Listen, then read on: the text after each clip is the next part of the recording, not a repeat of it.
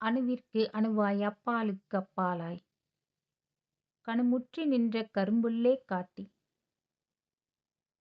சென்று சென்று அணுவாய் தேய்ந்து தேய்ந்து ஒன்றாய் நின்ற நின் தன்மை என்று மாணிக்கவாசகர் திருவாசகத்திலே கூறியுள்ளார்.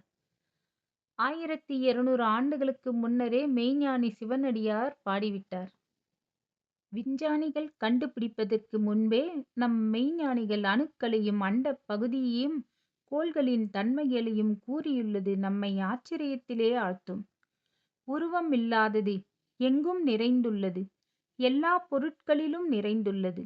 அசையும் அசையாப் பொருட்கள் அனைத்தும் அணுக்களாலே நிரம்பியுள்ளது.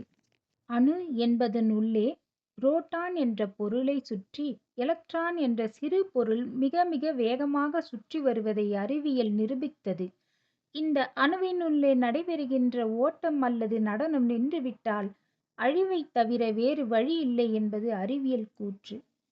எல்லா பொருட்களிலும் இரண்டற கலந்து நிற்கும் இந்த அணுவினுள் நடைபெறும் இந்த நடனத்தை மிகப் பெரியதாக காட்டும் எலக்ட்ரானிக் மைக்ரோஸ்கோப் மூலமாக கூட நாம் காண முடியாது.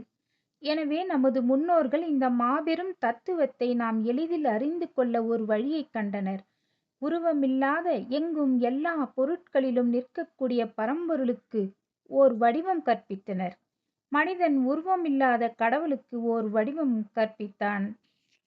மனிதன் எவ்வளவுதான் அறிவின் துணை கொண்டு மேலே சென்றாலும் தன்னை ஒத்த ஓர் வடிவத்தையே கற்பிக்க முடியும். மீன்கள் எல்லாம் ஒன்று கூடி தமக்குள் ஒரு கடவுளை படைத்தால் அதற்கு ஓர் மீன் வடிவம்தானே கொடுக்க முடியும் என்று விவேகானந்தர் அருமையாக கூறியுள்ளார். மனிதன் உருவமில்லாத பரம்பொருளுக்கு ஓர் வடிவம் கொடுக்க நினைத்தான்.